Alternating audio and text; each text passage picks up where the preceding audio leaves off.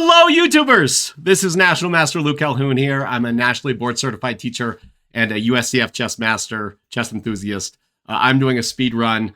This unit is on the rating 2000 to 2100. It'll be my last of the speed run series, which had every other 100 points that I've been both narrating and playing at the same time. It's exclusively going to be played using the Philidor defense and the Old Indian defense. So, like, for example, in the game I just played, to start this, we had a London, and basically I went for a quick e5. And so basically this kind of structure is going to be what we get all the time in this. And I love this opening because it's playable at like the scholastic level, which is where I do a lot of coaching. And it's also been played by Magnus Carlsen, Fabiano Caruana, and it's Stockfish 17. There's no refutation, so it's like it's not hope chess, but it's still surprising and venomous. So it's like that perfect combination of sound yet shocking. And there's not very many openings that are both of those. Like, for example, the Sicilian is super sound, but not very shocking and very difficult to play. So this is a little more simple, and that's why I wrote 2 courses on it. I'm going to be commenting a lot less than normal because I'm playing, like, this is a 2155, like extremely good opponent. And so I have to really focus.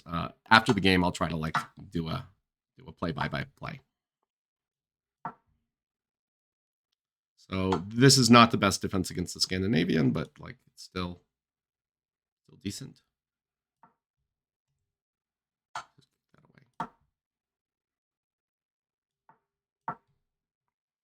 This is usually pretty good in game structures because the bishop ends up very protected.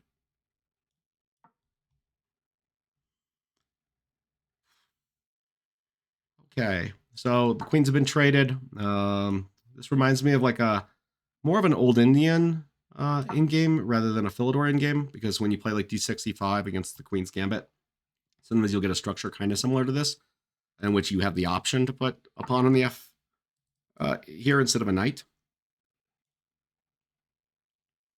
And I was threatening to double their pawns last move, which they stopped. I wanted to play here, but then here, and then here forks. So that would be bad for me. So let's go here. Oftentimes the knight is very good here. That gives like just more retreat squares for your bishop.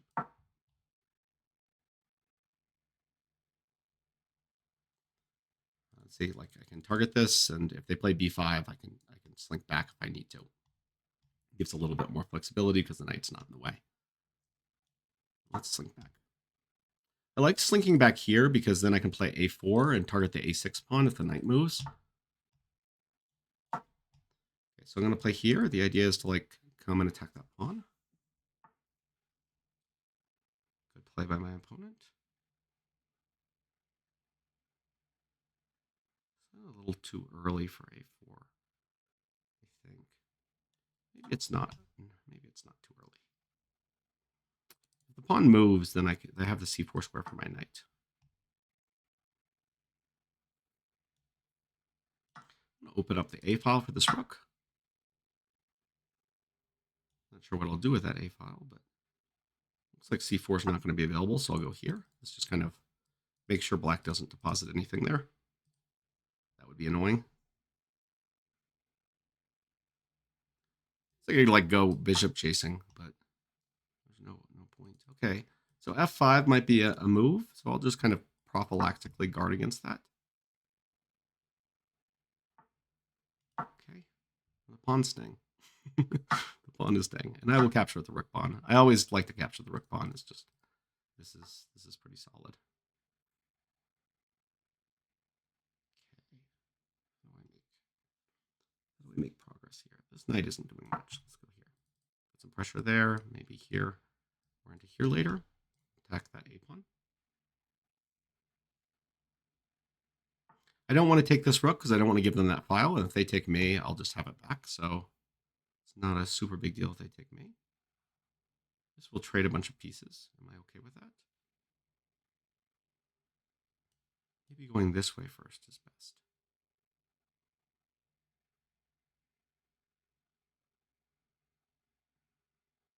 I don't really know which way is best. We'll go, I guess, this This has the option there, but I don't know if that does any good. Let's go here. That way the looming attack on the pawn is like a bonus with my other knight. I think I want a knight there. Okay. It would be nice to have that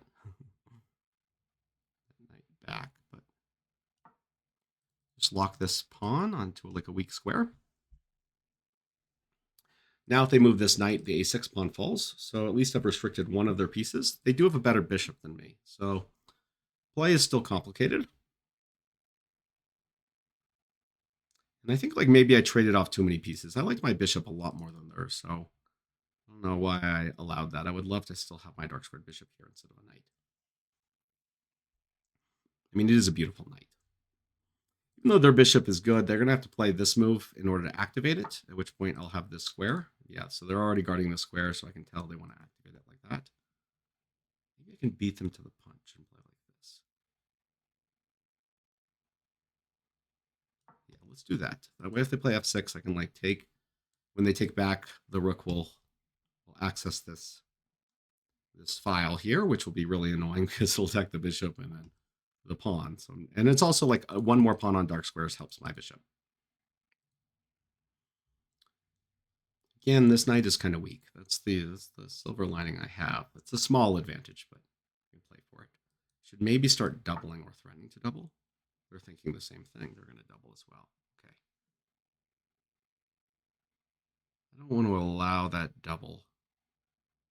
I just block it with bishop d3, but it seems very precarious to like hold that. So let's trade one pair of rooks. Exactly one. I'll be taking back the bishop because I want the other one to kind of stay healthy. And then on the H file, which is now open.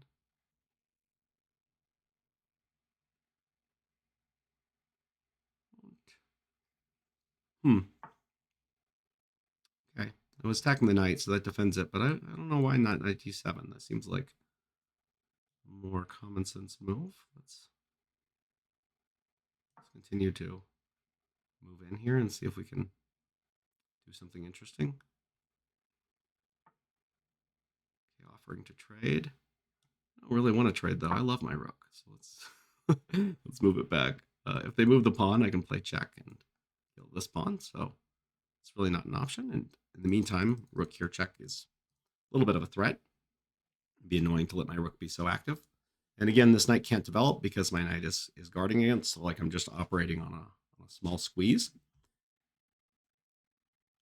Black might be able to hold this. This pawn is also threatened, so I don't know. It's going to be very difficult with them having 24 seconds. They're 21:55, so again, they're good tactically. But I don't know. They're in kind of a bind. They're in a bind. Okay, so they're just going to let me take this pawn. Wait, do I have something better? Knight here. Does that just when the knight is pinned?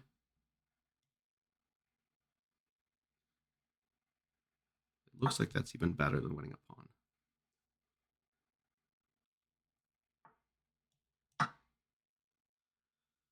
Let's take it. Okay, so the knight is trapped is their point. You know, at the very least, I can just... okay, I gotta play like c4, I think. Well, okay, they're threatening. They're gonna attack my rook when they move this pawn. So I'm gonna like at least move this here, keep this fortress of protection here, and then finally develop my knight with it guarded. Okay, we're in time to come back and guard this. Make sure there's no counterplay there. Okay, let's do a double attack.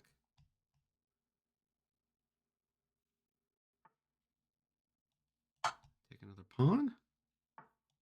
Do a fork here.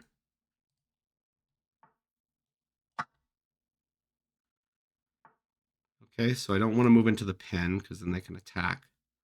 So I'm going to go here. And I don't know, how do I just finish this? Push the pawn. pushing. Keep pushing. Would love to trade rooks, even if it means I lose this pawn, just because it will be pretty simple to win with a knight in the... Okay, so now this is comfortable for me because the rook is stuck to the pawn the whole time. If they had taken the pawn, by the way, knight here, check, would have forced a trade, which wins. So now I just need to figure out how to attack that rook. And it's coming. Here we go. There it is. Okay. So I think my opponent will resign here. First game against a 2155, tough match. Sometimes Scandinavian players find that in-game tricky because they're so used to like the open game, and Scandinavian players, that's what happens when d5 is played on move 2.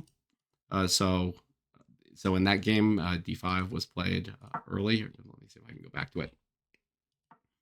So typically speaking, this is an advantage for white. If you play like knight c3 is the simplest. You can also play like d4, but it's like trickier. You have to know your stuff there. And black usually takes solace in the fact that even if white knows their stuff, it's like their opening that they've memorized and play like a supercomputer. So that kind of offsets the white advantage in a little ways. White still has a very comfortable game, but sometimes they're a little bit easier to throw off with like d3 because they're so used to like the control of the opening. Okay, so now I'm playing in 1997, and we're going to play the Ponziani. The idea of the Ponziani is to play d3 against any move that doesn't let me play d4. So like here, and we get kind of a Philidor setup again, just with the white pieces, and it looks like we're going to trade queens again. Apparently at the 2000 level, they like trading queens a lot. So that's what I've learned. Okay, so how do I guard this? I think bishop d3 is the easiest way to guard it. Most flexible. Knight bd2 would have blocked in my bishop, but it would have been probably okay. I should probably learn theory of this. I have not like studied the theory. I just like I know the Philidor, so I just play it as if I'm a Philidor. But sometimes that extra move is kind of weird. So I'm going to guard against the threat. Okay, I guard against the threat. I know I'm playing the right moves now because there's only one move to play. So otherwise, I just drop this pawn. And I don't think they have anything. I think eventually, like, yeah, I'm just going to ask them to leave. Trading 2 minor pieces for a rook and a pawn is not a great deal for black. So it's not a great deal for white either. Like, you just don't want to do that, generally speaking. Let's continue to expand on the queen side. Oh, I missed b5, knight takes pawn. This is, well, okay, I get another chance. This can often be a little bit of a shock for black. They don't see it coming. Okay, so when this knight moves, we're going to be hitting my knight and this pawn. So I should preemptively move the knight. And I try to win this bishop. I think that's a good bishop. And then I'm going to play like f3 to kind of create like a little bit of a wall around my king. So the opening has gone well. I've won a pawn, but black has some compensation. My king is in the center, and I have to be extremely careful here. I'm a little behind in development. So it's just about holding the resulting position. If given a move, I would love to play bishop f3. Yeah, my opponent's stopping that, which makes a lot of sense. They can maybe come here if I play knight e3, unfortunately. So maybe I should just like run over to the other side of the board. Yeah, because that knight doesn't really have a great place to go. If I unpin my king, so now my pawn can move and take it. So this is guarded by my bishop. This is guarded by my knight and bishop. This is guarded by my pawn. So, and they don't probably want to trade pieces nor block the rook. So that's why I played here. Okay, and let's trade pieces. Okay, and then I want to just develop. Let's develop my bishop.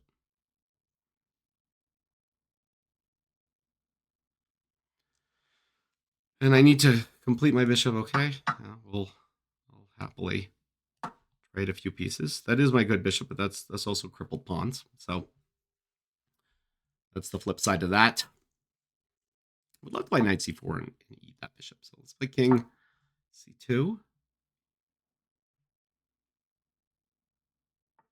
Okay.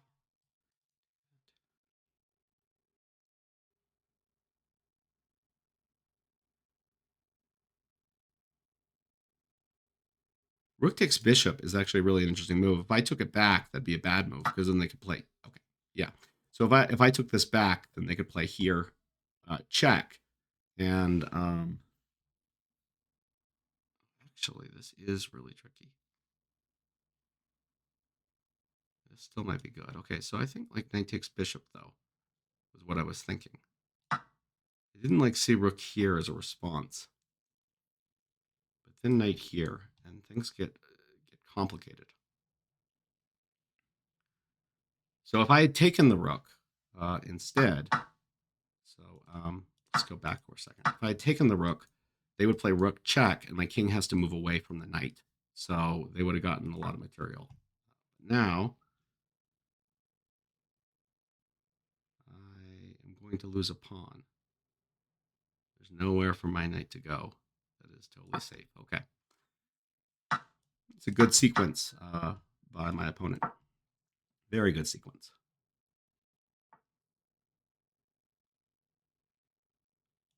Okay, we'll trade. The in-game looks drawish. It's very drawish.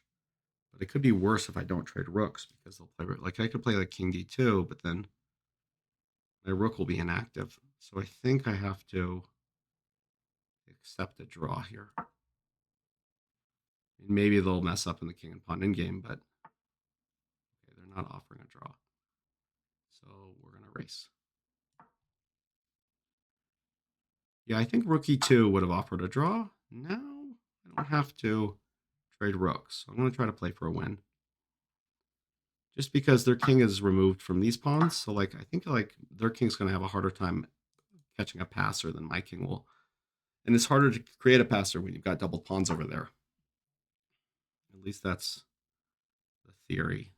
Okay, so I think you can take this one, but I want this one because I don't want the check and then take this one.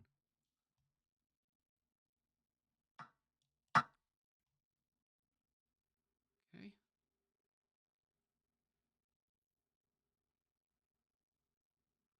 Now they've got to get their rook behind this pawn.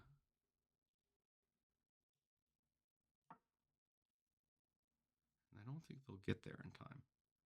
This pawn is guarding it. This I thought they had to go down here.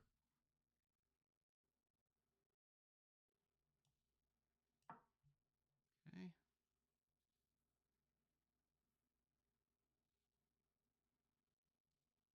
Maybe they're fast enough. It's not the ideal square for their rook. They're offering me a draw. It may be a draw, but I'm going to make them play a few moves to prove it.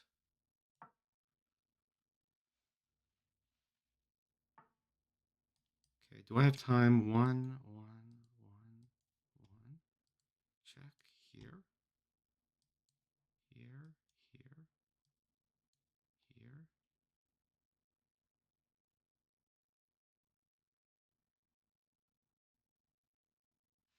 Oh my gosh, I don't know if it's a draw. Let's first check them. They have to go to b7. That's the right answer. Yes. And then I'm going to play this on. This might be foolish.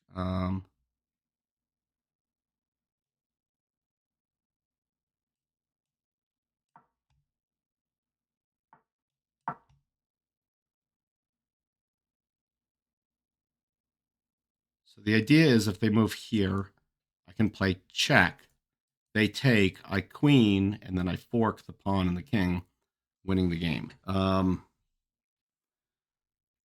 if they don't queen, if they move here, then when my queen comes, it can play here. So we're going to see this in action. So here, and if they hadn't taken, so now this forks the pawn. But if they hadn't taken when they got this, I would have played, like say they moved their king to the side, my rook would have gone here and skewered it. So with 22 seconds, queen versus rook, I should be able to win this pretty convincingly. And I have won.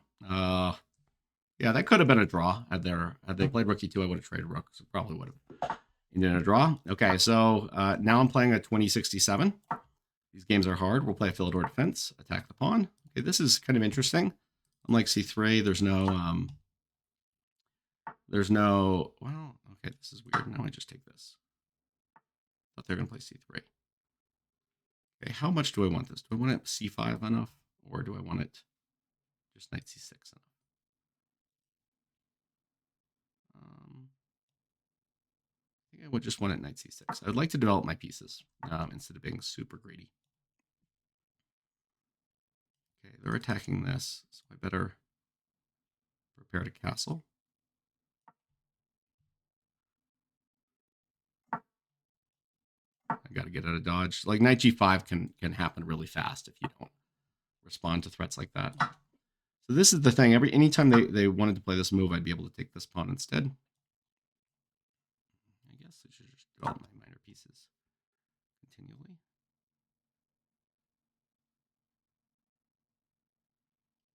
And now I'm going to be able to play d5 eventually.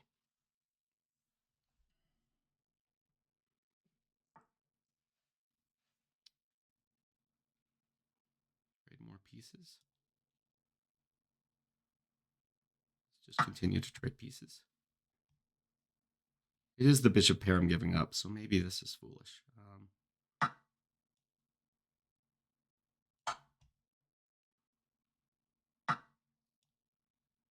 And this was the idea. We got a little problems with this f-pawn pushed, which frequently happens when they push the f-pawn too fast, like in King's Gambit, Vienna games-like systems. I don't think it's like winning for me or anything,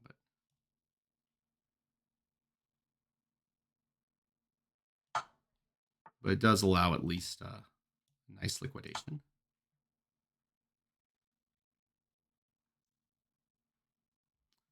And now I just have to try to convert the pawn up ending. Let's first start by activating our rooks.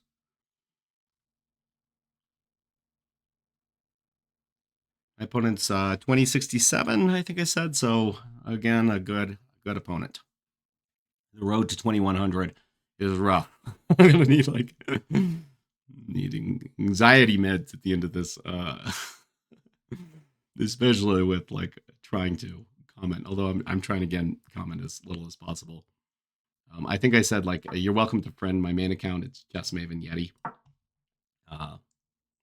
and I usually rotate between 2300 and 2500 on that. So it's a little bit easier though when you're not a distractible person. I'm like the worst multitasker. Even talking now is a little mess with me. Okay, so I guess they're going to try to play b4 to activate that rook. It's kind of a weird way to activate it, but they can't develop this bishop here or here, so that's how they're running into problems. I'm like trying to figure that out. Okay, in the meantime, I'm going to double. Seems like a good use of my time.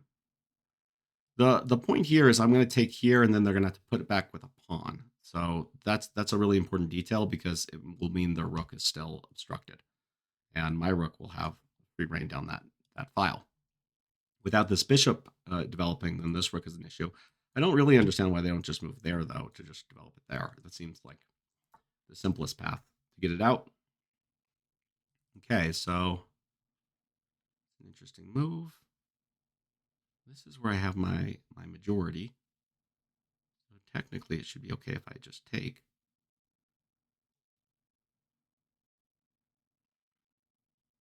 Okay. Let's get the other rook out. Yeah, the files, their bishop is better there than it was on d3. That's the flip side. Technically, if you have a majority, you want to push this pawn first. I don't know how I'm going to do that, but that is, in theory, what you want to do.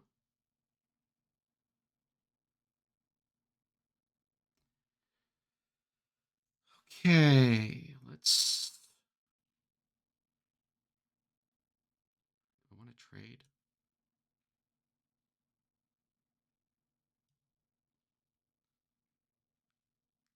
let's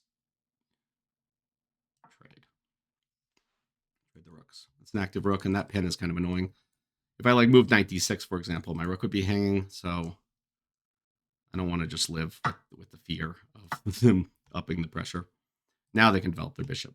So they are slowly unwinding.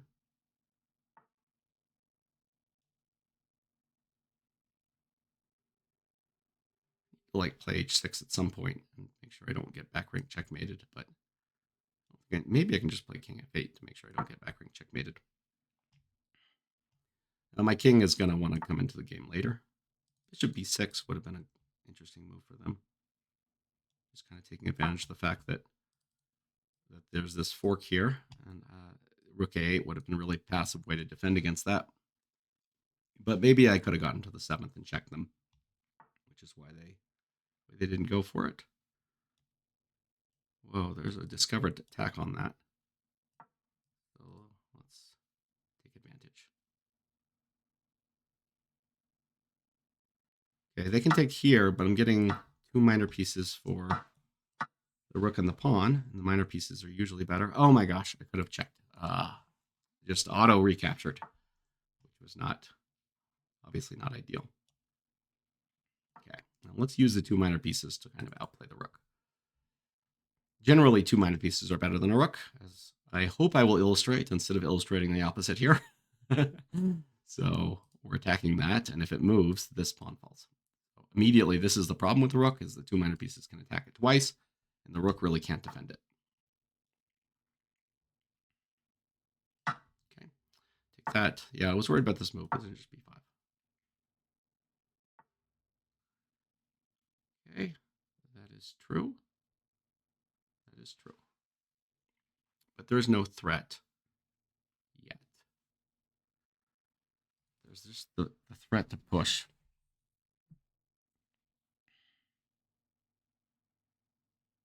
It's a little bit annoying that they can just push, and I'm worried that that pawn's going to go the whole distance. I take here, and they take here, and I play here, and I play here.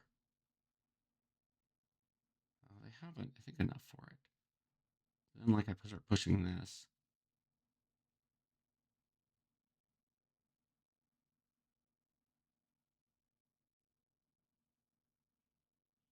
I think that wins for me. I'm not quite sure. This is a little risky.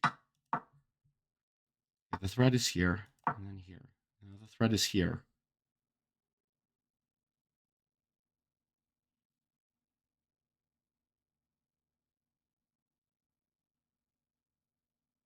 This may have been more complicated than I needed to make it. Maybe I should have just traded the pawns. But I couldn't figure out how white got out of it, at least with, I only have 13 seconds, so they only have 5, so this is going to be sloppy.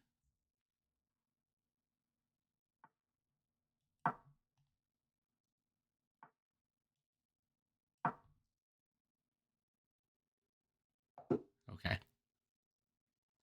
Yeah, apparently white can hold a draw here. I'm looking at the computer evaluation. And if I go back, this was all draw. They played a series of only moves, and then here I messed up. So the computer thinks that I don't have to worry. Like if I move my king in, I can catch the pawn, and the 2 minor pieces are better than the rook. So I overthought it a little bit. But apparently that position is a draw. I can't make progress in it. Or they're going to sacrifice the rook and take enough pawns that they're going to be okay. At any rate, I'm rated 2043 now, playing a 1976. Philidor defense. Pawn, e5. So this is the Philidor. I wrote a course on it called the Practical Philidor, and this is a line it's not super good for white, but it's super popular because it looks good. It looks aggressive. This is usually the problem with it, is you can double attack by putting your knight here and then here, and then you can, I think, take, and they have to take back with a pawn, giving you an extra center pawn, which is a small advantage. Nothing huge, but small perk. Okay. So usually this is weak. I usually have to put the bishop here. Like in my course, I mentioned a lot of lines where that happens, but it seems more like the bishop's going here. I'm just going to develop my minor pieces and maybe attack this later. I'm not going to take because I don't want them to have a strong pawn center. I'm happy with the rook blocked in. And I'd be worried that they'd take back with their pawn.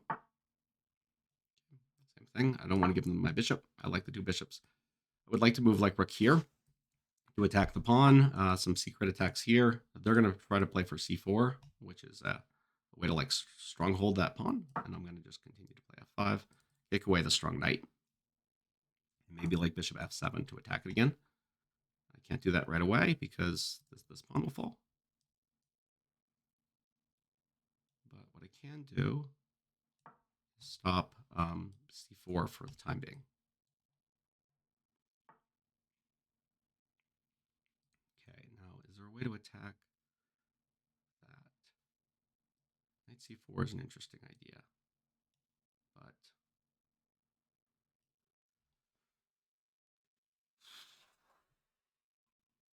what is the best path forward?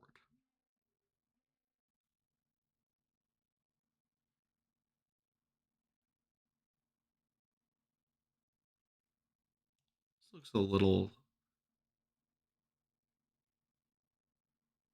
risky, but white seems like they can't move this knight, and h4 is available to just like kick that knight again, which might induce a weakness on the king side.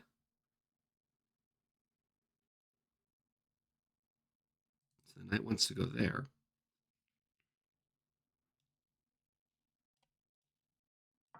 Let's make that just a little looser. Okay.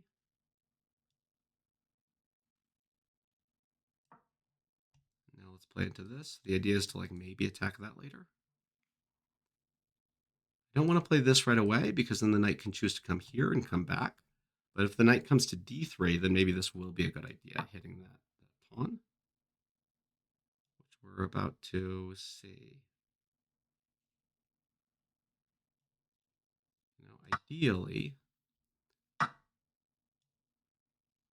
wouldn't be suffering a pin at the end of this. So I want to take, but then the rook comes over. So it's not so easy to do that right away. Instead, I want to switch to the king side, I think. Because that way my queen is off this diagonal in case this falls later. This bishop is their bad bishop. Okay, they're attacking that. We're also attacking this. I've got to push that. Should maybe take this next, depending on what they do. Because if I get a rook on the 7th, that's going to be much better than them having a queen over here.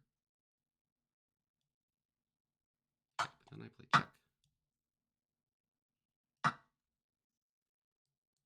Forking these, and if they take back, my rook is in the game. Okay, my rook will still be in the game if they take back. We can delay this decision. Okay,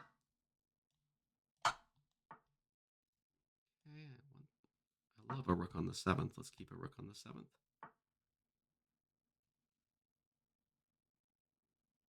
How do I... Is there a way to make progress?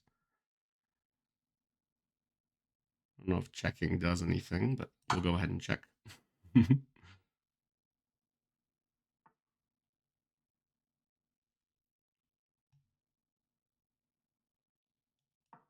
just like guard the rook.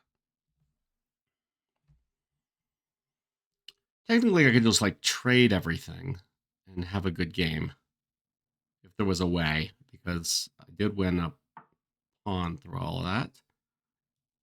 Yeah, this was the idea of the queen being here, is that the rook could guard. So if they recaptured with the queen, then this guards it.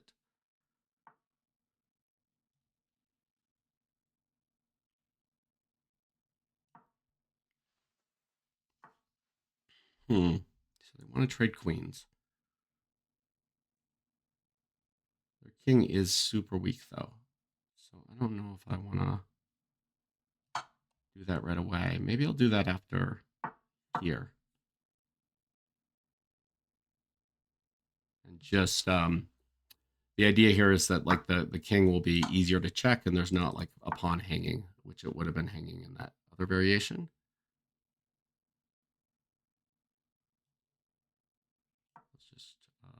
Let's just pressure this. Often I have 36 seconds, so I have to play a little faster than what I've been playing. Queen pawning games are kind of stressful. Generally speaking, you want to activate your king as fast as possible. This takes, they run for it.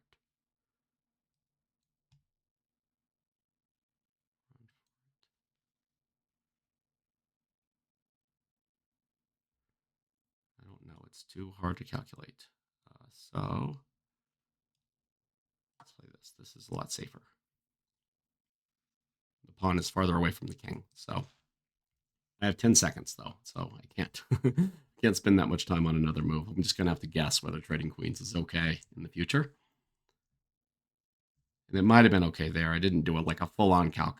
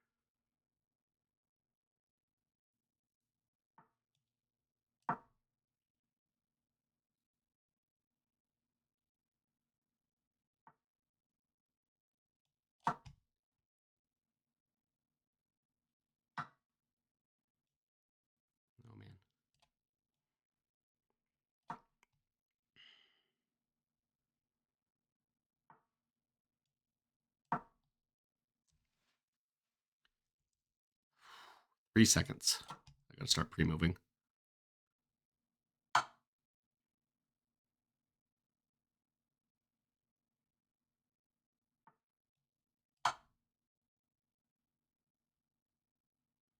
I just missed mate in 2. 6 seconds though. I'm glad I got some time. Even though missing mate in 2 is a bummer. Maybe I can offer a draw. See if they go back to the same square. They're not gonna let me off second time. Bummer.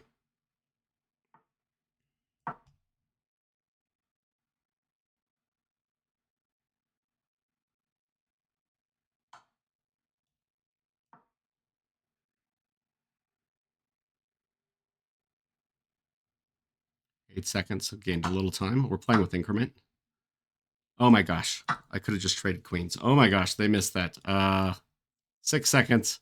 Oh my gosh, it's getting sloppy, guys. We're both panicking. Let's guard my queen in case I just lose it straight up again.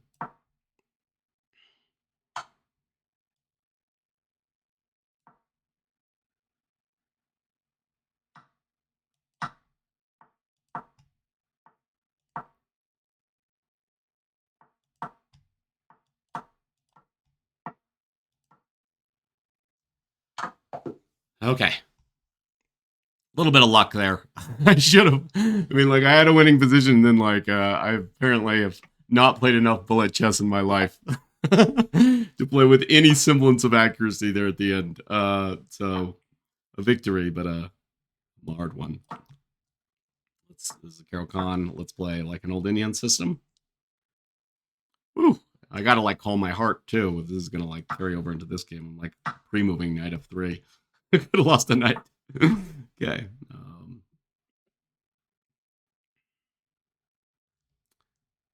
Attacking that, I guess. Just develop our bishop to a good square.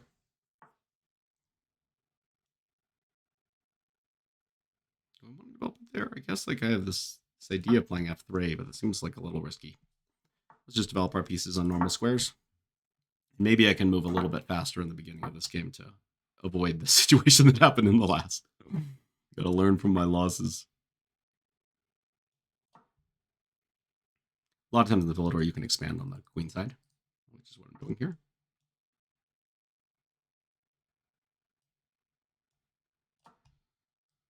Just guard that so my knight can move. Okay. I'd love to attack that later.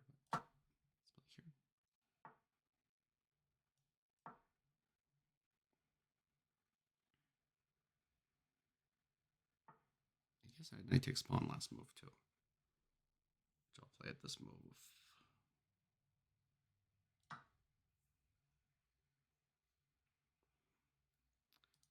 I missed that this can just take this. So like bishop takes bishop does not set up the discovery because I just retake with the knight. Which means I'm up a pawn, but like they get their typical tension. We saw that last game. But that one game where they like get attacks on e4, so it's often very, very annoying to defend these systems.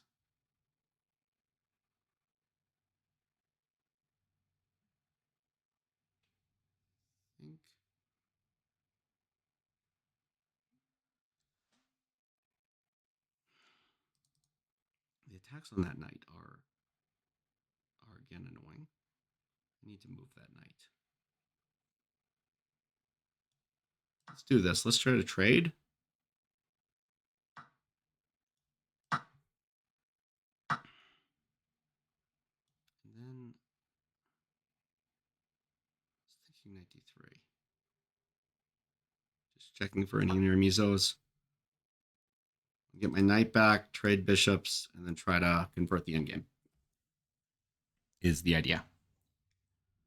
This tempo's on the queen, and they can't take the bishop because my knight is guarding it. And this is the idea. And then I'm going to play f3 to guard the e-pawn.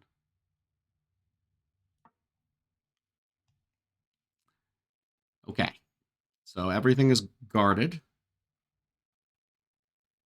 And now, okay, they're coming here with the knight, I guess. I'm going to play king h1, so there's no checks that surprise me. Not my favorite way to guard the pawn, but I have to guard this pawn because they were going to take. I'm still a little bit on the defensive. I can just kind of feel that there's some defensiveness. Okay, so they're planning to reroute the rook and checkmate me here at some point. Oh, they have more on that. I missed that was the real ambition. It wasn't. Okay, good point. Good point. I think they've won back their pawn. Unless I can do something kind of weird to guard it. I don't see any path towards guarding it. Maybe like I can play here and threaten this pawn. It's so greedy. It's just so greedy. I don't know if that is like sound greedy or just bad greedy. They can't take either of these knights because their queen will hang. And if they take the rook, I think I take back with, well, it doesn't matter now. Don't I just take? Did I miss something? I think they missed that this knight was also guarding it. Or did I miss something?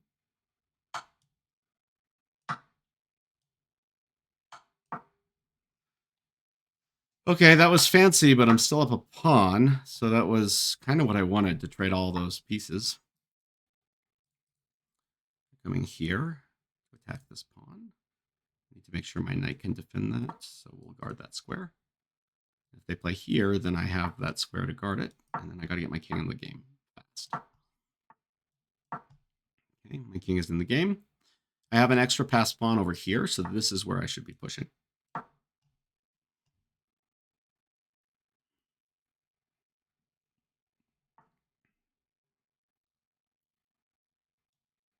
Just have to make sure there's no checks, because then I'll lose my knight.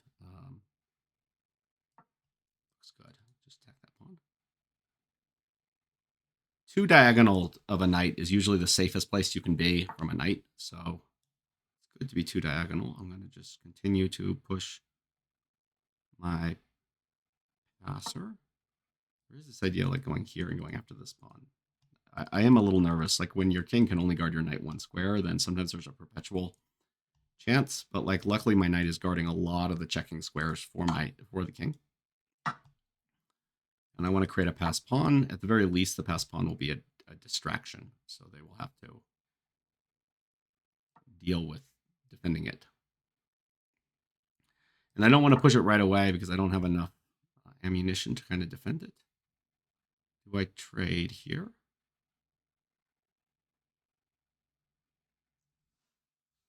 I don't know.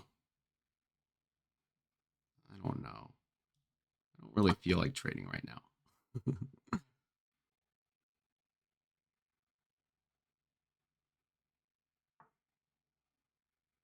Let's push, I think.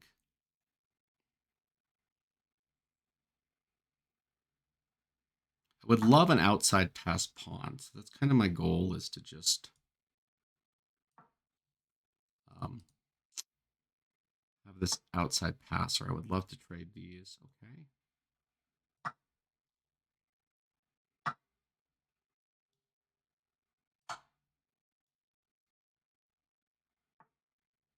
Play here to guard this. I wanted to play here to like win a pawn, but this is guarding this is most essential.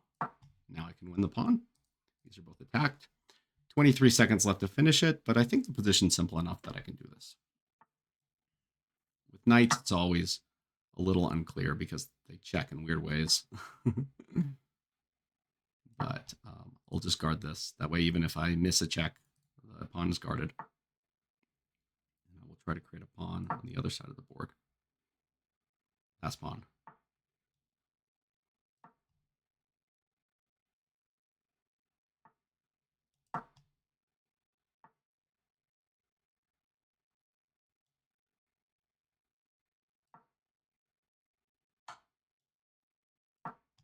Two diagonal. Nice safe zone. That's a good point. I don't know. I'm just going to just make some king moves to gain some more time because I don't have any time here and it's bothering me. Let's just kill a tempo. Let's do that again. But I'll just go here. Gain some time. I know this is one for me. I just I also know that it's not exactly a walk in the park.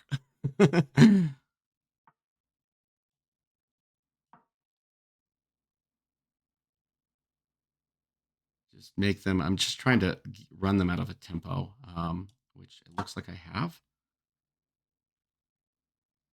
So yeah, they have to stop me from going there. And now I think h4. Now I have 2 pass pawns. Oh my gosh, I missed knight f6 check. Yeah, so this is a draw because I missed that move. There might be a way to swindle. It's going to be really hard. Yeah, because they're going to just go here. And yeah, they held the draw. Very hard to play that. Good job by my opponent. Resilient defense up till the very end. Maybe I should have wasted a little more tempos before I tried to force anything to give myself at least 30 seconds on the clock before embarking. But that was tough. That was very tough. So now we're in a Philidor defense. This is the main line Philidor defense. So my opponent is playing like the main line of the main line. Usually the bishop comes out to c4. I think when the bishop comes to e2, it's just a little bit easier for black. That said, I think Gustafsson, Grandmaster Gustafsson, recommends it in one of his courses on e4, but paired with an early a4. So when black gets this expansion, usually black is at least equal. So you have to stop it with a4 if you're playing the white side of this. And this is not like better for black. I've achieved equality. Interesting move. What do I want to do in this position? Just like target that. Normally the bishop comes out here to trade. And normally the rook comes to e8, so I'm already breaking some rules of what I normally do.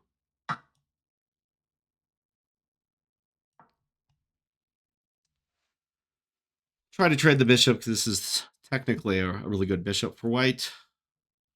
Kind of let it come out. Maybe b4 was better, but the rook was pinned is the problem because I didn't play bishop a6 earlier.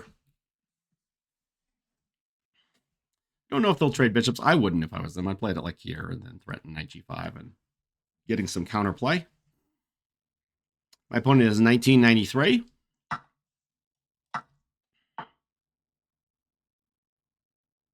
Okay, so now their knight is back.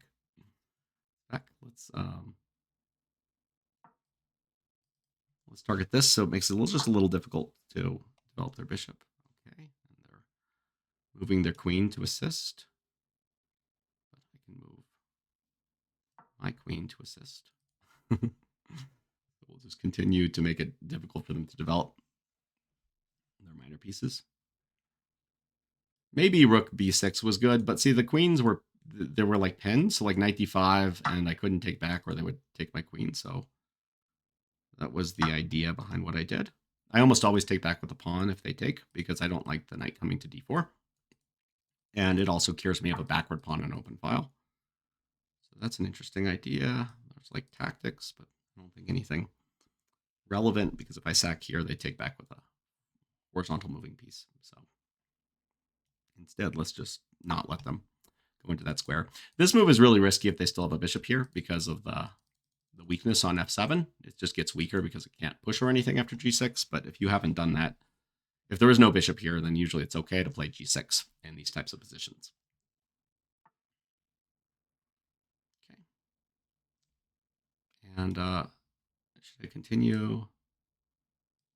Kind of like this move, like just coming in, but this would hang. So there's some logistical concerns.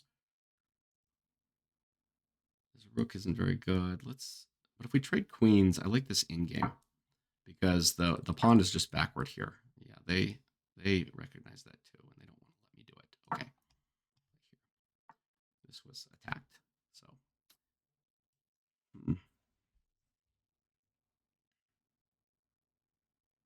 so they're coming here.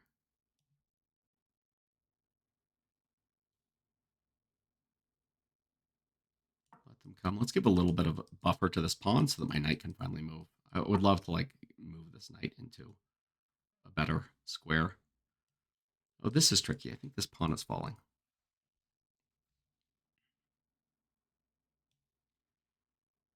Rook a6. Rook a6 allows knight takes pawn with a discovered attack against it. That's unfortunate. That's a very good move. That's a very good move. I totally missed that. Okay. If I'm going to lose that pawn, how do I want to lose it? Let's lose this pawn instead, I think. That's because if I move the rook, they take this pawn and they attack my rook while taking it. So, well, they take this, at least like my queen is, on this file, and, I get some of the compensation that my opponents often get when I win the pawn. It looks like they didn't see it. So I'll just say thank you and retreat. It's hard for me to even focus on anything else when I see I got a lucky break. Yeah, we'll retreat the rook off the diagonal of the queen. So there's no tactics. And maybe like knight takes pawn comes up in some of these positions if the other knight moves with like double tacks. It gets very confusing. One of the ideas was to play knight c5, though. That was the original idea, which I'm going to follow through on, of guarding this pawn this way.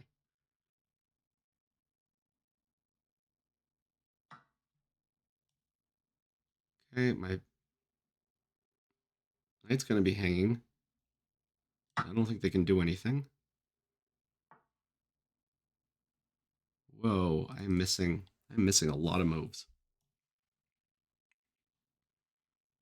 I'm missing a lot of moves. Okay.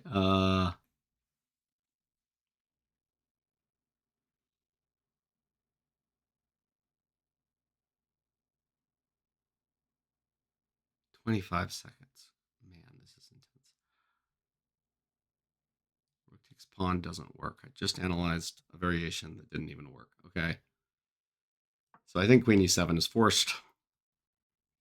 And then they're going to take that. I probably could have played queen e7 immediately. I hate it. Them winning this pawn is huge because then they get knight d5 and yeah, it's just the knight d5 is going to be a bummer. Like, I don't know what they're thinking about. They should just take. I have 15 seconds, so I got to play kind of fast. And oh my gosh, I'm going to guard. I'm going to guard. Yeah, I would have just taken the c6 pawn. So now, am I holding? I don't know if I'm holding. This is like one of those speed chess games that I cannot play very quickly. Yes, I will agree to a draw with 14 seconds. I'm not a bullet player. I'm down a pawn. So I know my weaknesses. So we'll go here. Just like I'm holding, but barely. The threat is knight here, cutting off the rook and then taking. So they have to answer that. Their threat is to just win on time, which is a very good strategy here. Threatening the rook.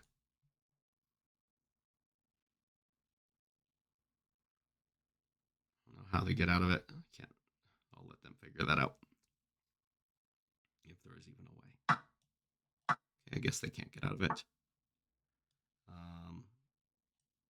Okay, they can get out of it. That was fancy. We'll just take this.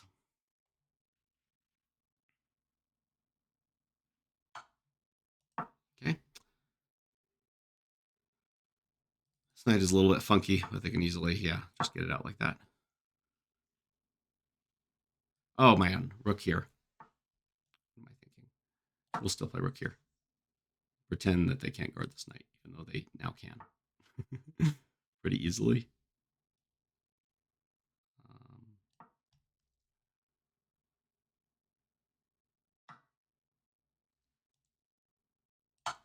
What is happening?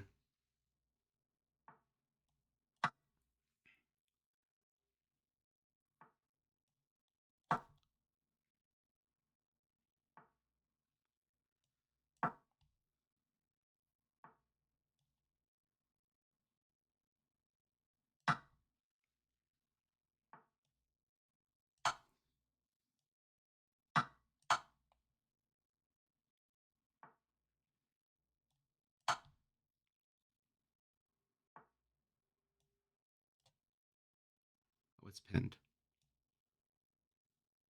It's pinned. Shoot. The knight is pinned.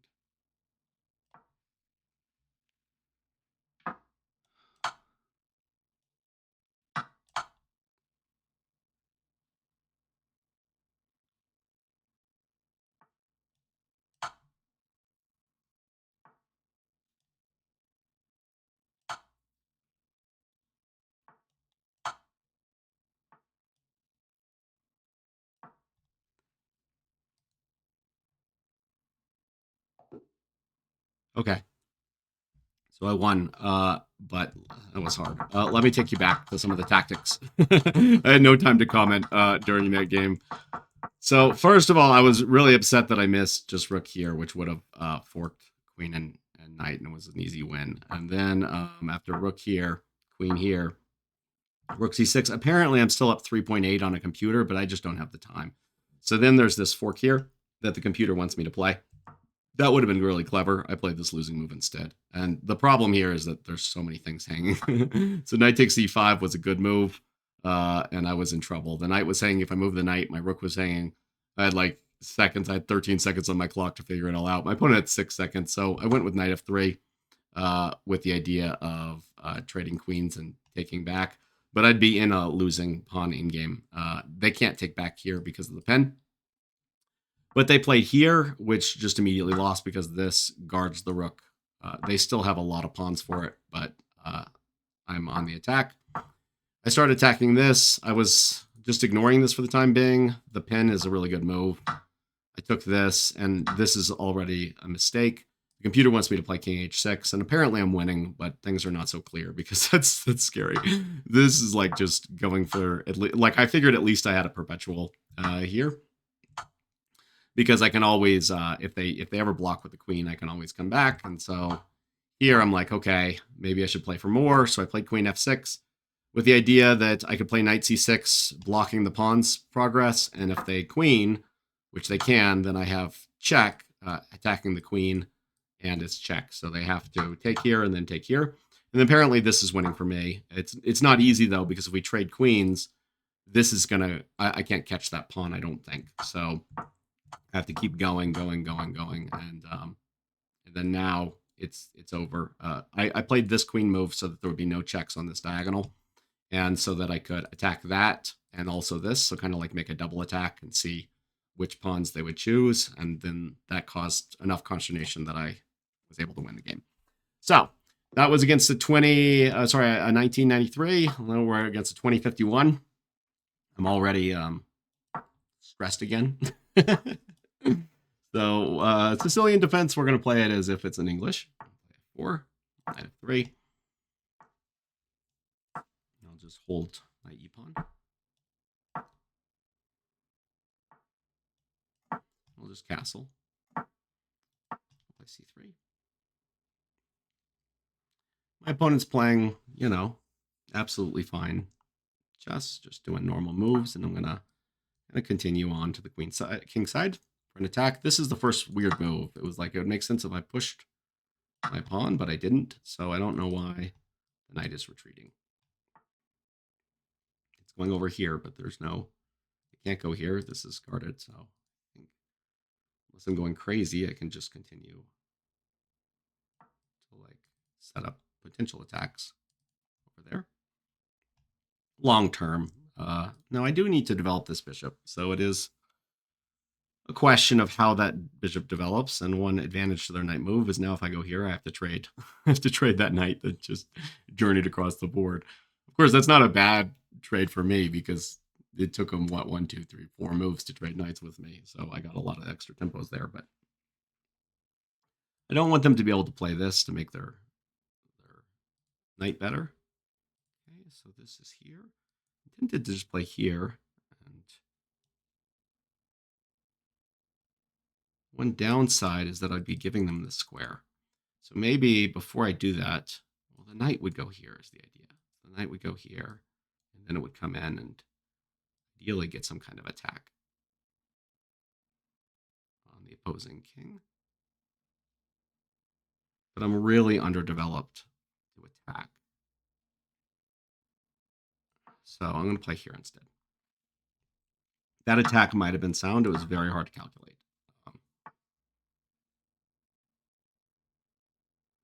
Okay, so they want to push this pawn, because if they push this pawn, this bishop's not so bad. Now is the time to play e5, though, because there's no knight that can live here. This knight can reroute, but it's going to take a while. And this bishop will find itself on an excellent diagonal, and especially now. Okay, they're really up in the ante, and this is the square the knight would go to journey there. So now it's even better. And let's continue to develop our minor pieces, and then what we're going to do is put the bishop here and attack that pawn with like queen h3, and hope they make a weakness like g6 or h6 that I can use as a hook later for the attack.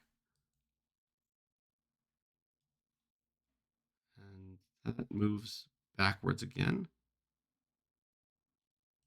So against this, they're going to play, okay, I'm going to play, their goal is obviously to play b5. If they can't play it now, I'll just take, and the rook is pinned. So let's play queen h3, king h1, f5 looks good too, then bishop h6, and they can't block the mate threat. Yeah, I think that's good enough for me. So they'll have to give the exchange to block it. I guess they could sacrifice. No, they can't. Let's just checkmate. So yeah, they have to. Interesting is like bishop f6, like because then you take, and then the idea is they trade queens, and then they can take back. I don't know, and maybe it's just too fantastical. But okay, so now the f7 square is a little weak without that rook. Now the exchange. Okay, so that's not great for them because this is pinned. That said, I think, you know, bishop takes is obviously possible because this is pinned, but I really like coming into here.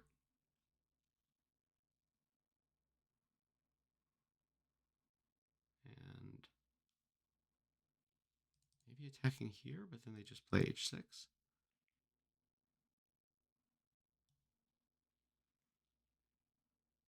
Let's, well, this rook is kind of weird, so let's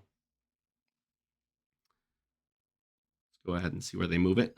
I guess they're moving it here. If they play bishop b7, obviously it loses because I just fork and they lose their queen. So that is not an option. They have to move something like that. And then I click getting my rook in the game via cleverness to stop knight c6 and stuff. Now if they take, then knight here. Jack will win the queen. If they play that, this will win the queen. So if they take here, this is a discovered check against the queen.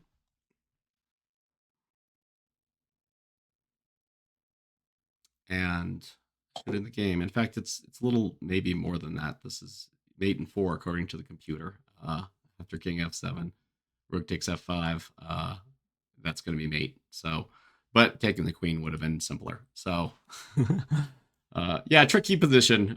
They somehow I got an attack, and it was a little hard for them. So now I'm playing a 2100. My rating is 2062, and d4. We're going to play, okay, so the Jabava. So if I played d6, this would have been very different, but we're going to play d5. Okay, and I guess this is now the Verisov, where they're trying to cripple my pawn structure. I'm okay with that as long as they get their bishop. So we're going to keep things consistent. I guess, can they win this? Like if they play e4, I have 1-2 on it. They have 1-2 on it. So I just guard this knight, and then they can't play e4. So I'm just going to make sure I can recapture so that that's under taps. This is very like a little like un-Old Indian, but sometimes they force it.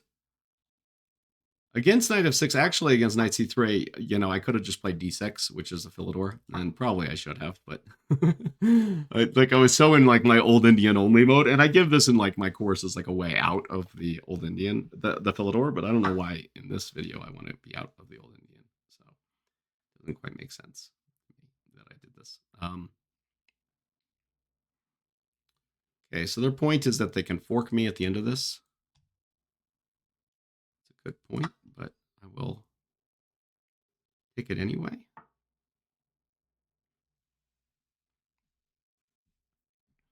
there any like fanciness I have in this whole process? Like I have h6 at the very least. Let's play h6 and see where they go. Okay, so this is the idea. Yeah, that was a mistake. So then I can go here and trade this, and then I am up a piece. Oh, actually, the knight is indeed trapped. So I spoke too soon. I got excited. I'm up a pawn. A lowly pawn. And maybe I shouldn't have wasted a tempo like defending it. Okay. I'm up a lowly 2 pawns. This is getting kind of scary. They're actually developing their pieces here. So I gotta complete my development. I don't want to like allow them to develop their knight, which is blocked in by this pawn, and I would rather them waste the tempo because I'm already ahead the material. And let's play queen d6 to gain a tempo on the rook. Guard the knight in case I don't want to double my pawns, and then castle queenside as fast as possible to get out of any trickery.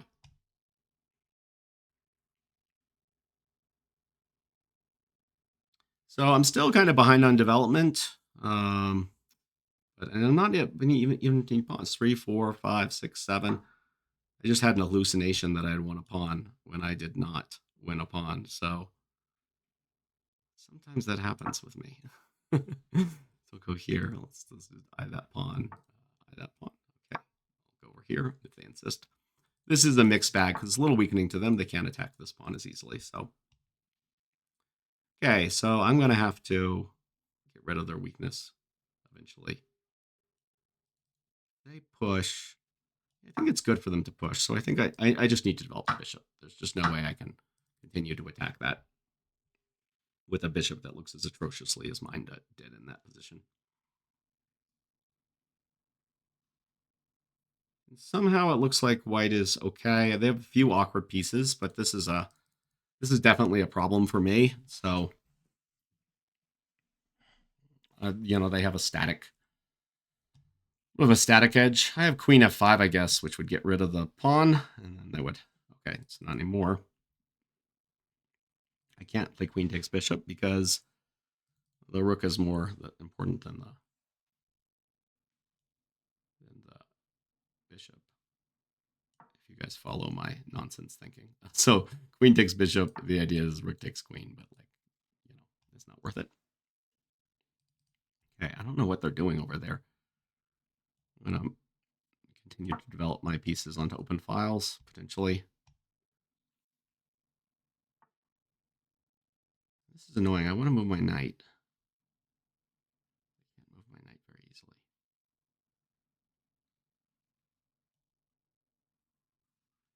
It looks very weakening. Okay, let's play the king to the side.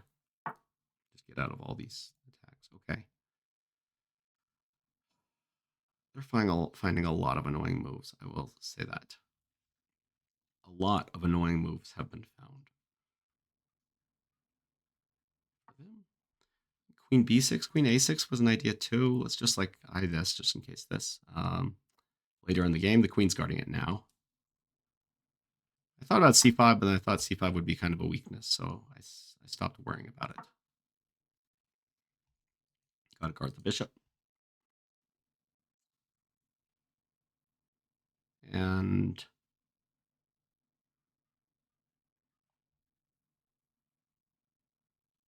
okay, so I think they're a little better, and then maybe they're a lot better after that move. That's a good move.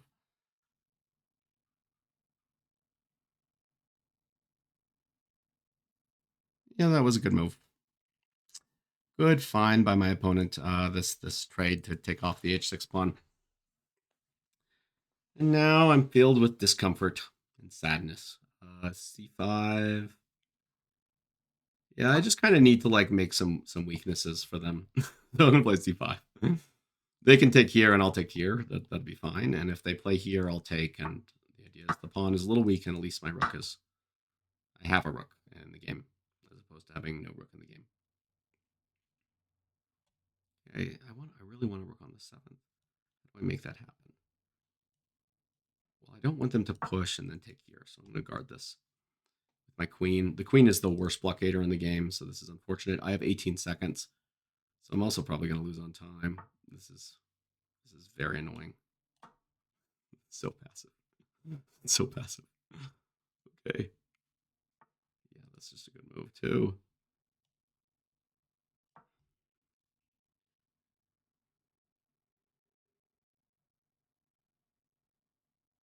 I think I miscalculated with this move, but with 16 seconds, it's going to happen. Attack that pawn. Also threatening to double and take that pawn, but I got to watch this one. So there's a lot of pawns. Unfortunately for white, these kind of complications are good for me because just a moment ago I had no hope in the world. And now I have a little semblance of hope.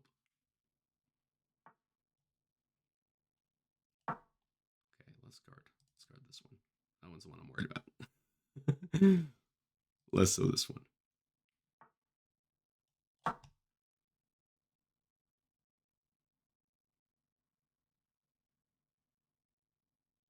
Okay, they can't guard this, so they should attack this one like that. Okay, that's very good news for me.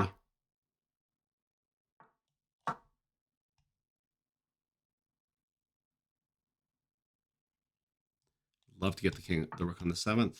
They're not going to allow it. Okay, but that's winning a pawn.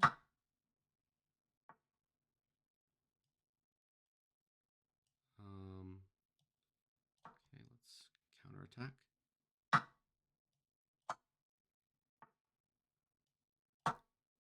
attack.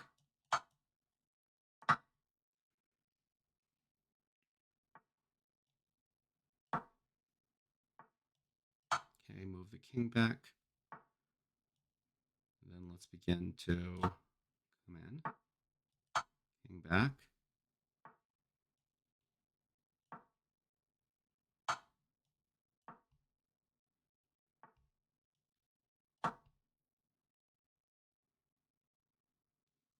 It's hard for them to queen that. I think this is just one for me. Because if we trade this pawn for this pawn, it's all about who has the king in front of the pawn.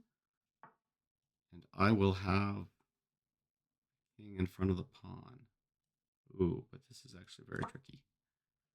Maybe it's not one after all.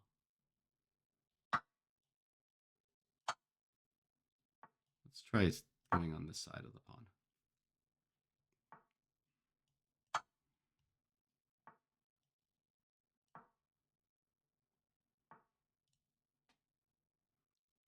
Oh my gosh, how do I? Okay, yeah, it's a draw. It should have been one for me. It should have been one. But, ooh, I have to be. Oh my gosh. I think I just lost this game. This is a bummer. This is a huge bummer.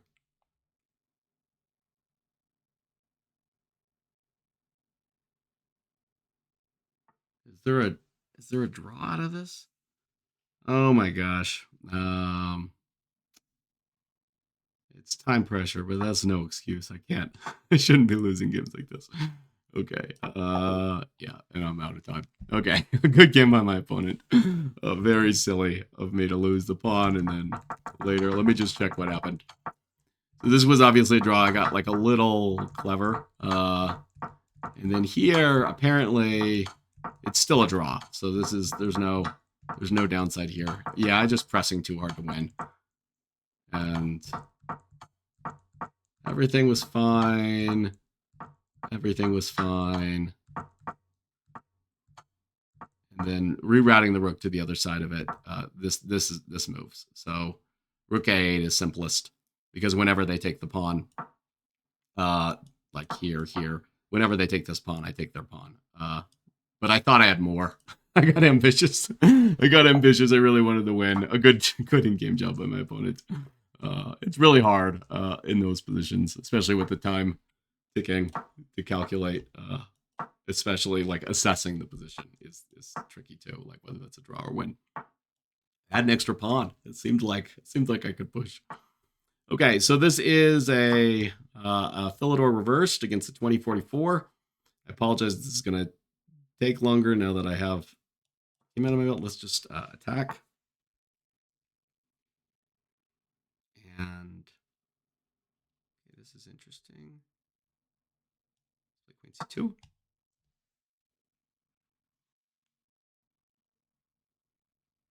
So generally, like they shouldn't allow this push. So I am already pretty happy with this position. I'm gonna play this move to just like make sure this knight can't come up. But then c5 loses the bishop. So I'm hoping this game will be easier than the last.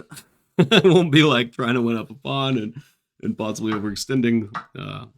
They get 2 pawns for it, though, so unfortunately, I'm not going to get a fast resignation or anything.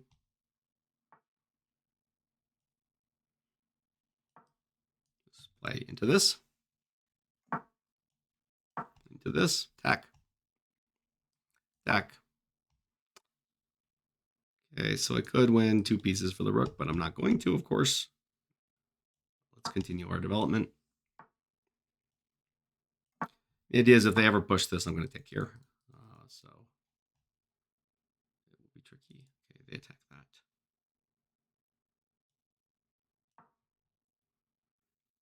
Just here. So that my rook is guarding it. And now maybe knight a5 to just take off that bishop. It's such a bad bishop, and this knight is so bad that it's hard to want that in life. But okay, but then this, which I guess they get this, but the rook is hanging, so it's a little scary for them. Yeah, so they move this away. I would love to like try to save that pawn, but I think opening up that file would be generally okay. Maybe knight here to just take this pawn is the most responsible choice at this juncture, but knight f5, just that knight is so good. Okay, knight f5. Because they're still gonna like they could still play like knight takes knight, queen takes, and then bishop takes pawn. So they're still winning the pawn, and I kind of want minor pieces on the board because then this in game against that pawn would be kind of nice.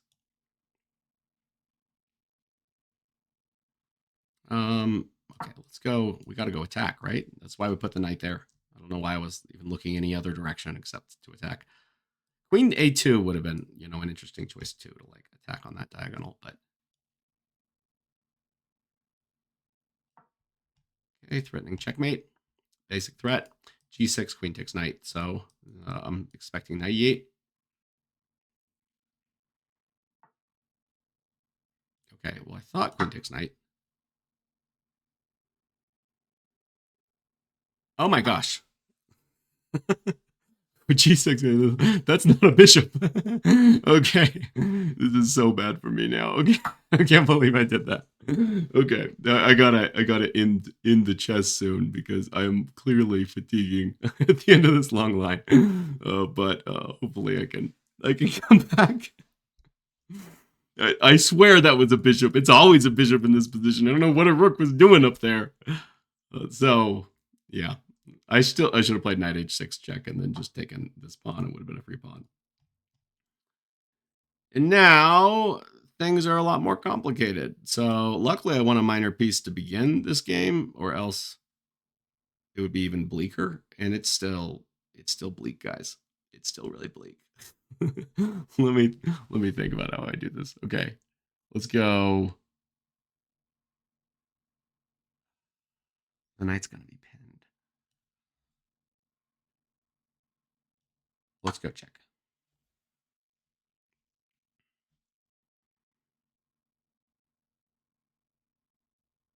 Oh my gosh.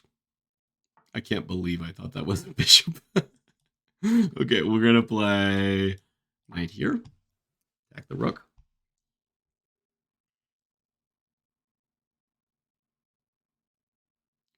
They should have like a rule where masters like lose their title if they blunder like that. I feel like this is so sad. Okay, so they can play f5, which is a good breakout move, like stressing these things. So I'm gonna just play this move to stop this move. It's kind of the idea. It also sets up like knight f6 ideas in the future. Okay. We'll like get the bishop out. They want to trade. That makes sense given that they are winning by so much. I do not at this juncture want to trade. For the exact same reasons they want to trade. And so we're going to continue playing on. It's be annoying to the rook.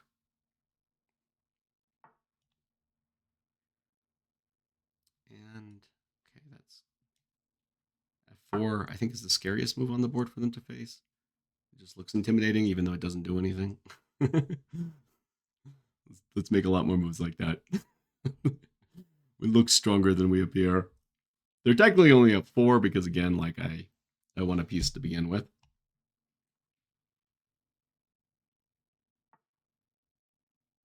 And at 2055, I really... it's very hard to win at this level when you're down so much material. At any level, really, but especially maybe this level. Let's play f5. Just keep things, a little wild. I'd love to guard this and play like knight f6. I think that's a good goal to have. But otherwise, I think I'm going to play e6 and into the 7th.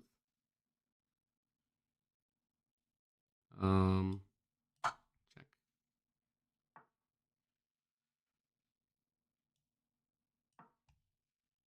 Guard this.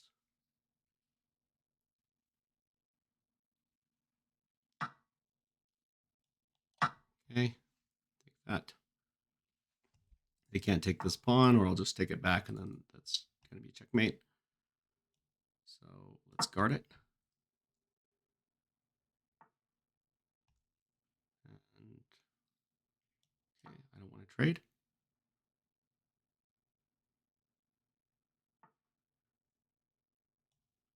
Okay, let's come in with the rook.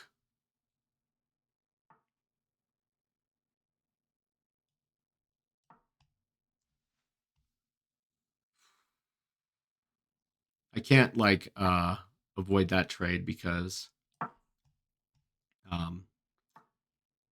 my rook would just be too passive. So it's important to play actively, but within reason.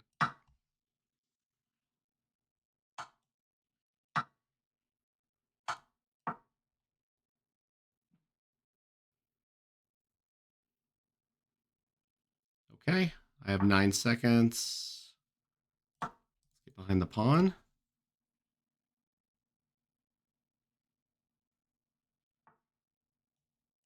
Take it.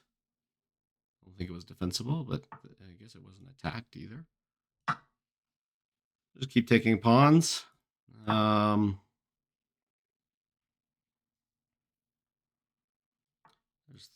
threats to win the queen sometimes. Let's come in. Okay. Pin.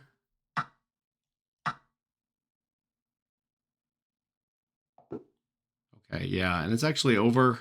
I'm winning, but I don't feel good that I had to trick my way into that. Okay, so I'm 2063, and I got to get together. In fact, I should probably maybe even stop before 2100 if I'm playing at this level. It might not be super instructional if I'm having delusions.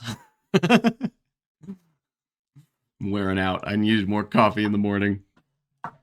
Okay, so let's try to get it together and play a blunder-free game. So now I'm a little worried because they have 2 bishops here that they can just play here and win a rook. So I'll castle. Playing the Sicilian defense. I think that this like anti-English is super effective against the Sicilian because Sicilian people tend to be very booked up in their stuff. So I like to play a4 anytime I see b5 because I think like with them not able to play this, that's just kind of nice. They haven't castled, so I don't know why I would move my queen there yet. So the problem with them pushing is that this is a nice, a sort of nice square for my knight. I want to play b3 to guard it, but like there's tactics on this diagonal, so we'll run away. Okay. I want to keep my bishop. I don't know why. Maybe I can take and attack this. No, that seems a little risky. Let's just guard this, overguard it. So I'm guarding it now with 2 pieces, and they can trade knights without opening the c file against me. And they still haven't castled, so it's just a matter of time before I need to just burst through with e5 and do something crazy. They're scared to castle because I'm going to play like queen h4 and I'm going to attack them. So I get it. But staying in the center is eventually going to cause them as well.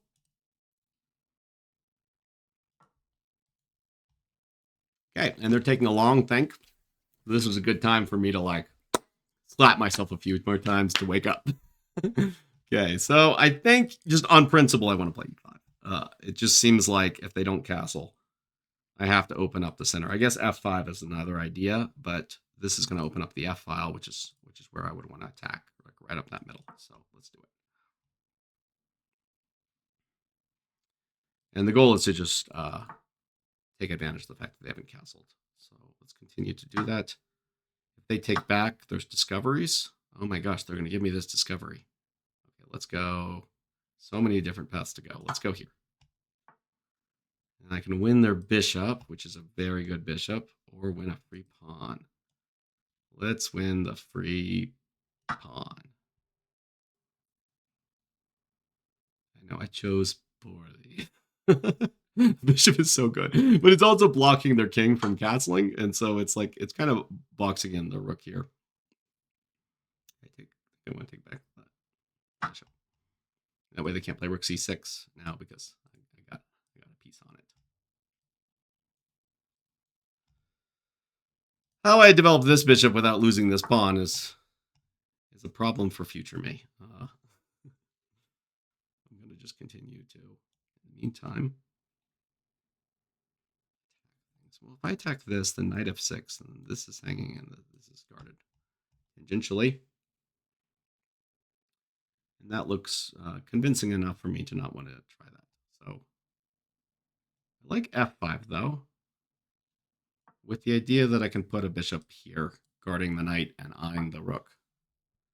Unless they play here. That would, of course, stop me.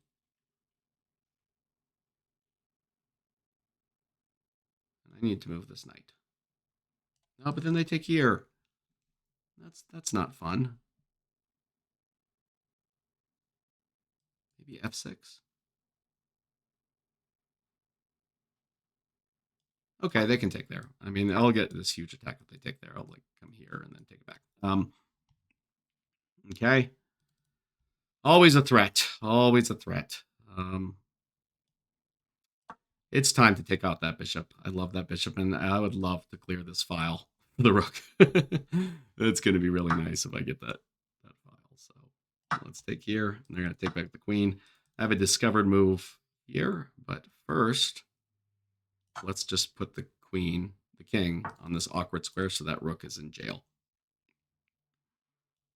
Never to breathe again. And then I think just, I thought just here to take this and then take this, but the problem is they have queen check,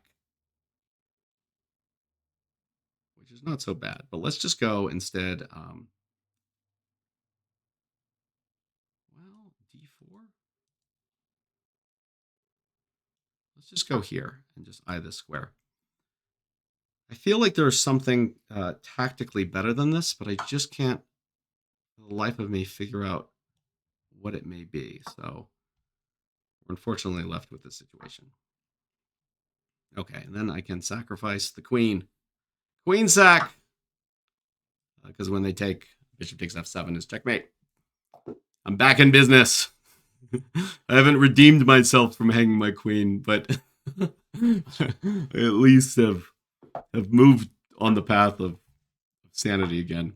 Okay, let's play d3 against the Sicilian yet again. f4. Okay, this is a pretty good line for them, I think, against our setup. So we'll play it just here. Kind of resembles an old Indian. Normally, the pawn would be back when they did something like this in like my course, and so it would be like a completely different opening. But with the extra tempo, it's kind of weird. And usually they exchange here. Okay, they're putting here. Okay, so then I'll play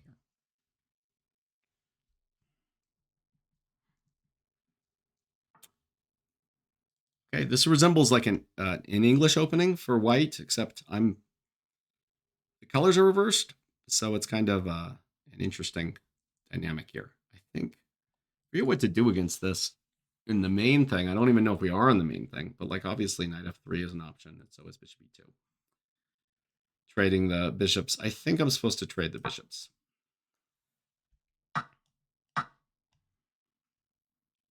Now they have knight d4 attacking this and this, but I can just play queen here and just block that. So then play comes back to looking at that. And I think this might have been premature. I would have waited before playing it if I was them, because I kind of want to play c3 anyway. And now I gain a tempo on the knight. I guess I lost a tempo on the queen. But okay, so they're going to come into e3. So I'm going to just guard that. I could have played like knight here, but that's where my other knight's going, so I don't like that. And if they push, I would like this knight to come here, is the idea. So we're kind of keeping it sane. I'm blocking any checks here, which they were threatening on their last move. And then I'm just going to castle.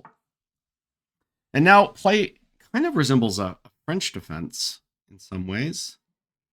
I would love for, so if I play d4, the question is queen b6, and can they get something going? And I think I'm okay because I have knight b3 in that position. Then it's just very well guarded, and they're going to want to push, which will, lose all pressure on it. This is a good move. I'll just trade this off, and then take this square. It's like a thematic square in the French. They've traded off their bad bishop, though, so I think, the result of the opening is they've equalized. I'm not worse or anything, but they played well. Still, I have some attacking chances, which is like f5. I mean, this knight is pinned. Does that bother me? I guess bishop e3 first. Just like making sure they don't do anything funny, and then maybe f5 next.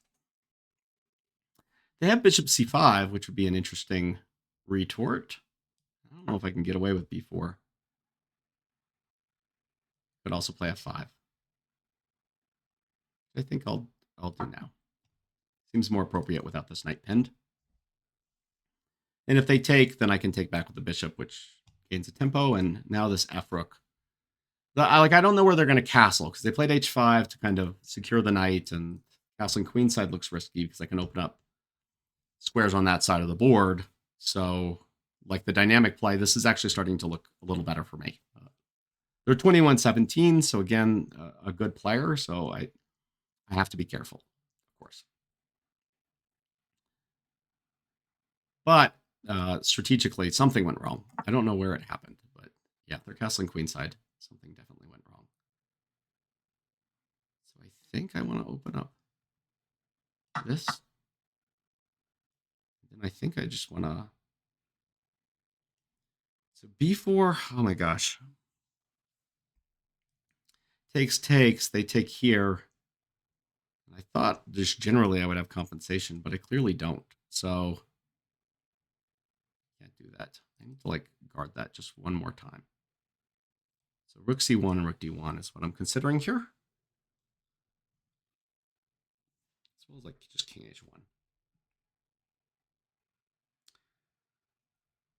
h1. Okay.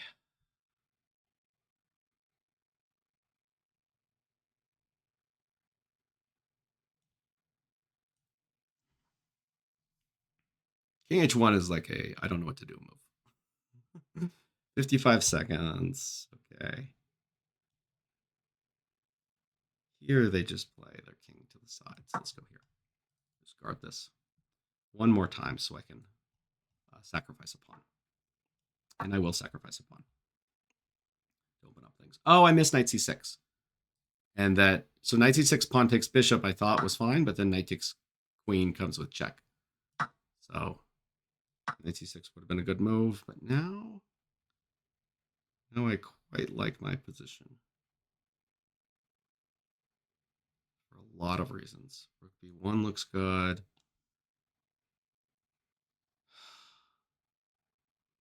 Knight c6 first. Looks good. Then rook b1. Wins the queen. That's probably best. Knight takes c6 also looks good. Okay.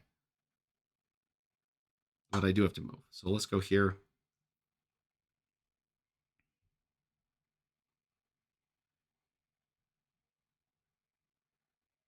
And then here. So instead of, like, if I had gone here right away, then knight here. But this comes with check now. So it's just much stronger than if I had done anything else. Than if I had played this right away with the threat of knight c6. So the queen is, of course, pinned to the king. I have 23 seconds, though, so should reduce my explanation again.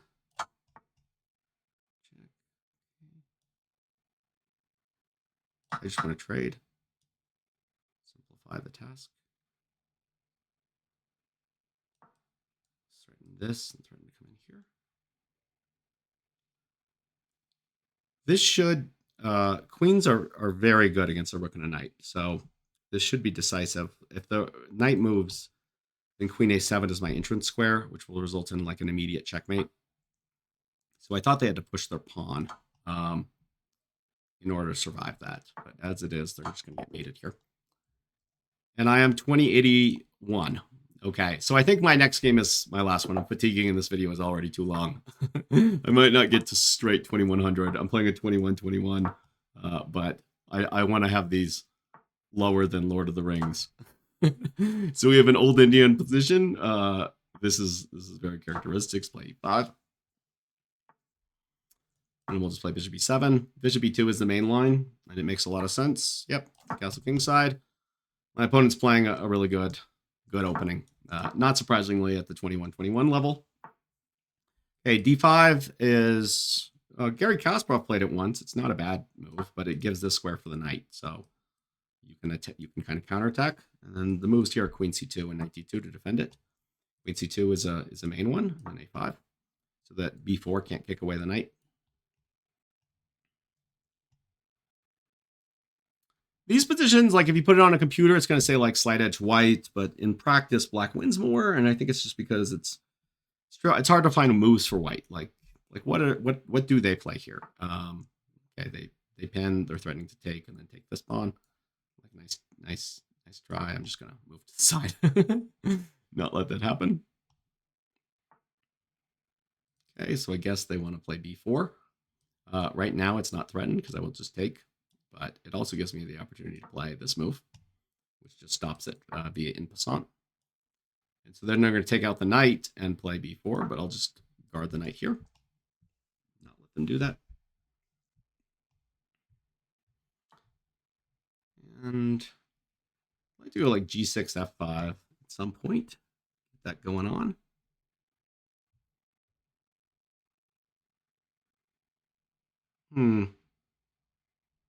It's a little problem that my bishop can't move. Not a problem that this pawn is. I do want to get out my bishop. So knight b6. Maybe. Seems kind of good. Queen b6 might have been the move to play as well.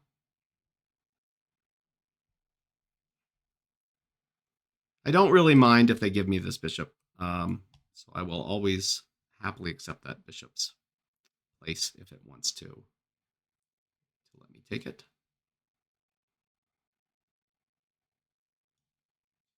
Bishop f6. Seems like the best way to defend that. Taking was another option. This move is interesting. So like white has gained some space. Makes it harder for me to break out with f5. On the flip side, it's a little weakening towards the e4 pawn. Play knight g3. I don't want to like go over here and trade bishops. So let's switch gears a second and play like this for this. This is my bad bishop with all these pawns on dark squares, and that's their good bishop. I have to be very conscious of time. In these like positions that last forever, speed chess is very different from slow chess because you can get into time pressure because things don't happen for large periods of time. Okay. Queen f6. I guess they're going to try to attack, but I'm okay. Attack.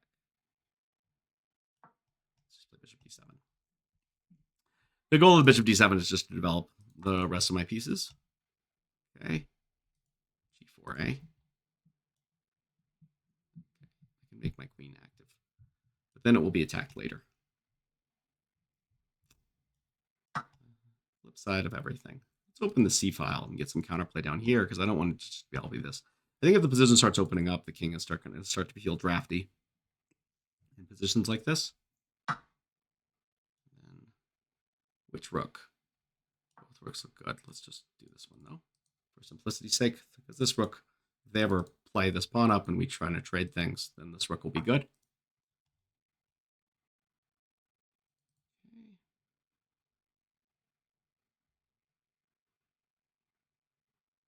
It is g5, I guess. kind of block that up. Knight f3 will fail to queen e3 check. This knight is pinned, so like even knight takes pawn might be possible. It's confusing, but also knight g3 later, and then the knight will reroute there. So this knight has a very important job of babysitting this square.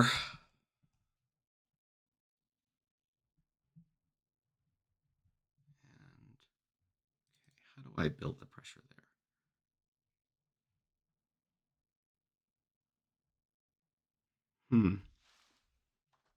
Not easy, and I could end up in time pressure pretty soon. Let's play bishop here, just like a waiting move, and maybe I'll navigate the knight to the other side of the board.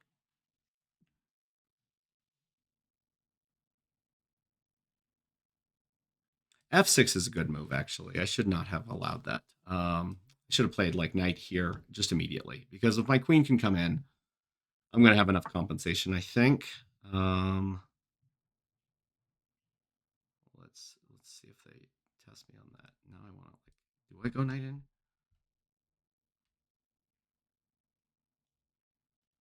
Yeah, I think I go knight in. I just want to open things up because their king is just in the middle of everything.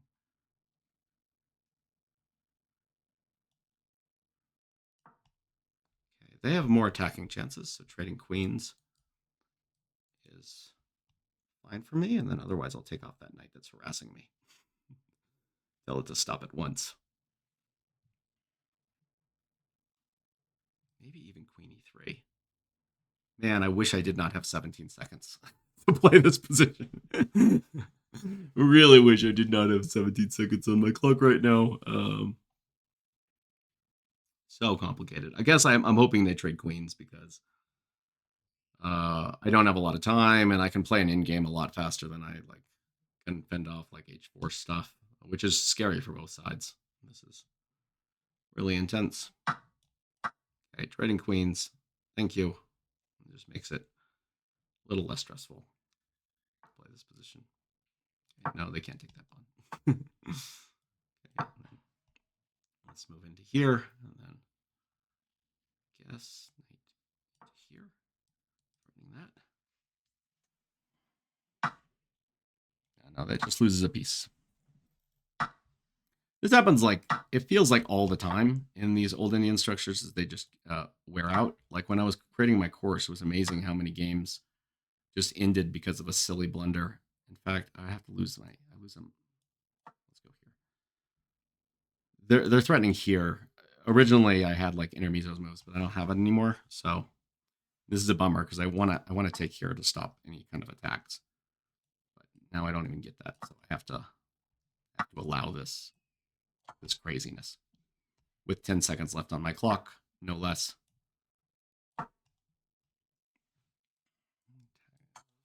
Work, okay.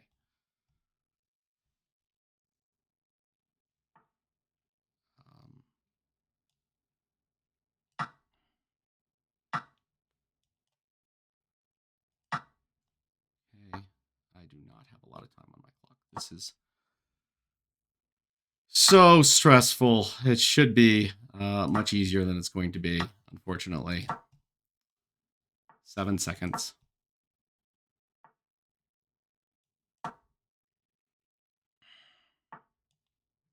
I really want to check there. Okay. Stop the rook from checking here and winning my knight. I guess check here. And then, yeah, then queen. Okay. We got it. We got it. And that will actually fork the rook. So will be pretty simple after that. Okay, I'm 2090. I'm gonna have to call it. I'm gonna have to call it up today because my chess is getting a lot sloppier, and this video is already super long because the people are holding out and using every second of the increment. But hopefully you enjoyed weirdly 2000 to 2090 for this video, and if you like it, please like my videos and subscribe. It doesn't do anything, but it does something to the YouTube algorithm, and it makes me motivated. So if it doesn't bother you, like and subscribe to the video. Okay, I'll see you guys next time.